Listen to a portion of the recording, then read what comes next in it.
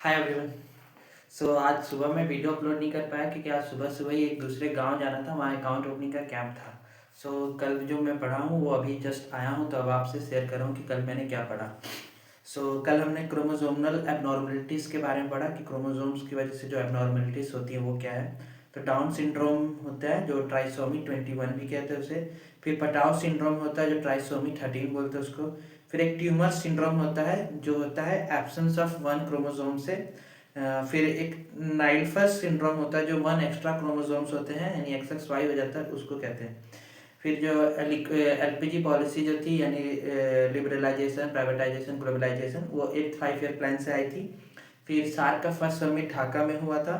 फिर सुभाष चंद्र बोस ने free India legion की स्थापना की थी। फिर हमने अलग अलग देशों के बीच जो बाउंड्री है उसके बारे में पढ़ा, जो इसमें से जो नहीं पता था वो था हिंडनबर्ग लाइन जो जर्मनी और पोलैंड के बीच है।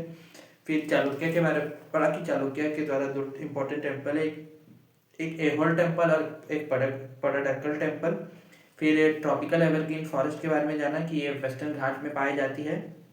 फिर मेजर पोर्ट्स के बारे में पढ़े कि इंडिया के पास टोटल 13 मेजर पोर्ट्स हैं जिसमें 12 पब्लिक सेक्टर है और एक जो है वो कॉर्पोरेटराइज है। जिस जो कॉर्पोरेटराइज है उसका नाम है एन्नोर पोर्ट जो अडानी ने लिया है। फिर कोची पोर्ट को हम लोग क्वीन ऑफ अरेबियन सी कहते हैं। फिर हमने इंडस्ट्रियल पॉलिसी के बारे में पढ़ा कि जो इंडस्ट्रियल पॉलिसी जो पहला आया था वो 1948 में आया था, जिसमें 4 ग्रुप में बांटा गया था और जिसको हम लाइसेंस राज बोलते हैं, वहाँ से लाइसेंस राज शुरू हुआ था। दूसरा 1956 है, उसमें 3 शेड्यूल थे A B C। ए में थे 17 जो गवर्नमेंट के पास थे, बी में थे 12 जो गवर्नमेंट और प्राइवेट दोनों कर सकते थे, और सी में थे रिमेनिंग यानी कि जो प्राइवेट प्लेयर्स के लिए छोड़ा हुआ था। फिर डायरनल क्या होता है, तो जो किसी भी पार्टिकुलर डे में जो सबसे हाईएस्ट और लोएस्ट टेम्परेचर का जो डिफरेंस होता है उसको हम लोग क्या कहते हैं, डायरनल कहते हैं।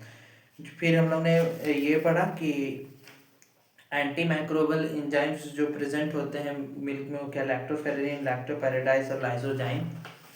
फिर हमने हॉकी वर्ल्ड कप के बारे में पढ़ा कि हॉकी वर्ल्ड कप 1971 में स्टार्ट हुआ, जो स्पेन में सबसे पहली बार आयोजन किया गया। उसका जो सबसे सक्सेसफुल टीम है वो पाकिस्तान है, और अभी जो लेटेस्ट जो जीती है वो है जर्मनी है।